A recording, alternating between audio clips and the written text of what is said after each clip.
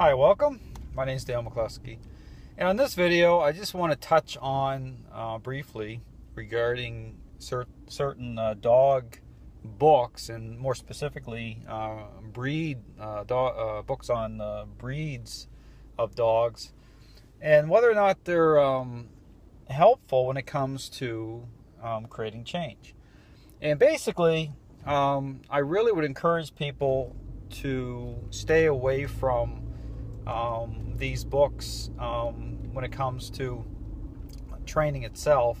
I mean, there's information in these dog breeding books that certainly is helpful to understand a little bit about the breed, but really the bulk of the information is really what it does is not helpful when it comes to relational change. And what I mean by that is they try to group breeds into having certain types of personalities, which is totally disconnected from creating change through nature. And what I mean by that is, for example, they'll say a certain breed is a great herding dog. However, it's very difficult. This breed's very stubborn, and etc., etc., etc. And what that does is it shifts the focus away from the owner being able to change the behavior, because what happens is they kind of peg the dog as just something that you can't change. It's part of the breed. And that just simply isn't true. I mean, people writing these books are humanizing dogs, and they're really not, they really don't understand dogs that way. I mean, it's very common, of course, because we think it's humans, but these books that go on about these dogs that have certain traits or qualities, it's just not helpful.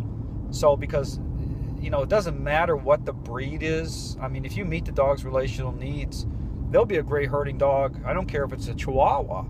I mean, being kind of funny about it, but really, I mean, if you meet the dog's relational needs, and those needs can be high, but the need's the same. Just the levels of the need is high in the context of leadership. So really encourage you not to read these books and think that way, because it's not good thinking. It doesn't bring people into right relationship. It doesn't bring them into fulfilling the leadership role, because it pegs dogs.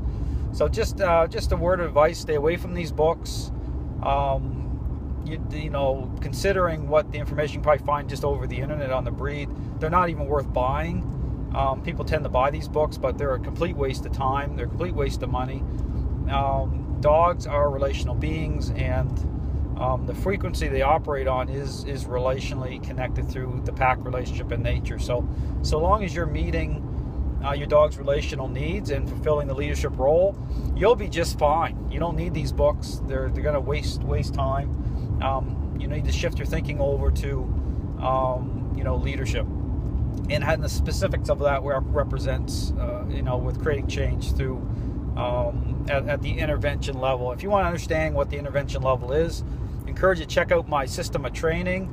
It takes it right down to the level that it needs to be at for people to be successful, based on where they need to go with meeting a dog's relational needs. Because sometimes the need can be extremely high, and that's why it's not helpful to read these books, because you need every ounce of leadership that you can muster, every bit of traction you can gain to get to come in the right relationship, which is going to be meaningful enough to keep behavior problems in check. So really need to shift the focus, make sure that you're thinking rightly. So again, just you check out my system of training.